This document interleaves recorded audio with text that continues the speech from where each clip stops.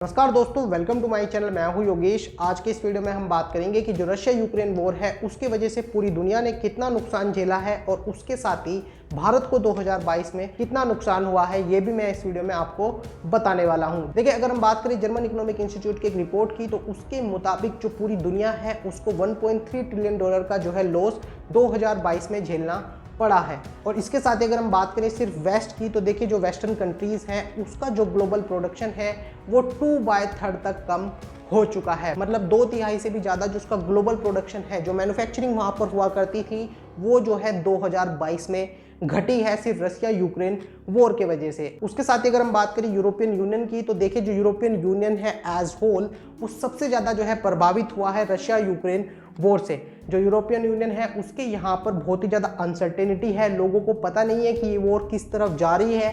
और जो वहाँ की स्टॉक मार्केट है उसमें भी वहाँ पर काफ़ी ज़्यादा जो है फ्लक्चुएशन देखी गई है। लोग जो है इन्वेस्टमेंट करने से कतरा रहे हैं और उसके साथ ही जो परचेसिंग पावर है वो भी लोगों की कम हुई है। अब ये परचेसिंग पावर यूरोपियन यूनियन के लोगों की कम क्यों हुई है, तो उसका कारण ये है कि जो यूरोपियन यूनियन की कंट्री है उन्होंने क्या किया है कि रशिया से जो इंपोर्ट होता था ऑयल का, उसको जो है रोक लगा दिया है और मोस्टली जो अपनी एनर्जी नीड है उनको दूसरी जगहों से पूरी करने की कोशिश वो कर रहे हैं। अब इसमें हो क्या रहा है कि जो रशिया जो बिल्कुल यूरोप के पास है उससे जो वो एनर्जी खरीदते थे तो उनको वो सस्ती पड़ती थी, और वही जो एनर्जी है वो यूरोपियन यूनियन की कंट्रीज को दूर दराज के देशों से खरीदनी पड़ रही है। तो वो जो इंपोर्ट का बिल है वो बढ़ता जा रहा है, जिसकी वजह से आम आदमी की जेब में जो है वो पैसा नहीं है। और अगर हम बात करें एक और इंस्टीट्यूट की एक और स्टडी की, वो है OECD का मतलब है organisation of economic cooperation and development. उसका कहना यह है कि जो वर्ल्ड की इकोनॉमी है उसको 2022 में 2.8 बिलियन का लॉस जो है वो झेलना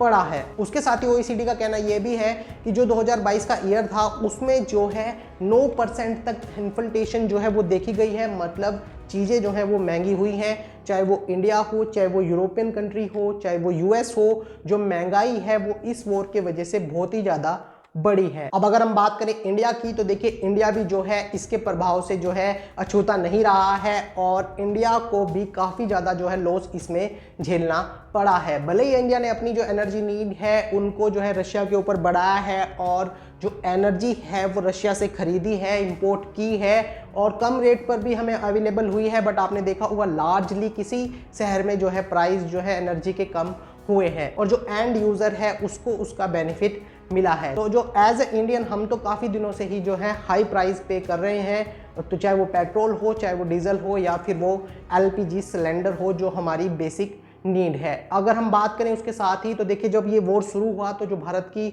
स्टॉक मार्केट थी उसके अंदर काफ़ी ज़्यादा जो है वो स्लो डाउन आ गया था, बट धीरे धीरे करके उसने जो है रिकवर किया है। और अब हमारी जो मार्केट है, specially stock market, Bombay stock exchange और नेशनल स्टॉक एक्सचेंज, उसमें जो है थोड़ा इंक्रीमेंट जो है 2023 में देखा गया है। अगर हम बात करें इन्फ्लेशन की, तो देखिए 2022 के अंदर जो भारत के अंदर इन्फ्लेशन थी वो 8% तक पहुंच गई थी, जो इस साल अभी सिर्फ 7% पर है। तो देखिए जो 7% महंगाई है वो भारतीयों के लिए काफ़ी ज़्यादा है, क्योंकि इससे पहले हमारे यहाँ पर जो महंगाई दर थी वो मोस्टली 3 to 5% के बीच में रहा करती थी। तो इससे हुआ यह है कि जो आम इंडियन है उसको काफ़ी ज़्यादा जो है प्राइस हाइक चीज़ों में देखने को मिला है। लास्ट में मैं कहना चाहूँगा कि जो रशिया यूक्रेन का वॉर है उससे सिर्फ दुनिया ही नहीं बट भारत भी जो है कहीं ना कहीं प्रभावित हुआ है, क्योंकि देखिए आजकल जो है ग्लोबलाइजेशन का जमाना है। एक कंट्री जो है वो दूसरी कंट्री के ऊपर डिपेंड करती है और इंटरडिपेंडेंस जो है आपको यहाँ पर बहुत ही ज़्यादा देखने को मिलती है। तो एक कंट्री के अंदर कुछ अगर होता है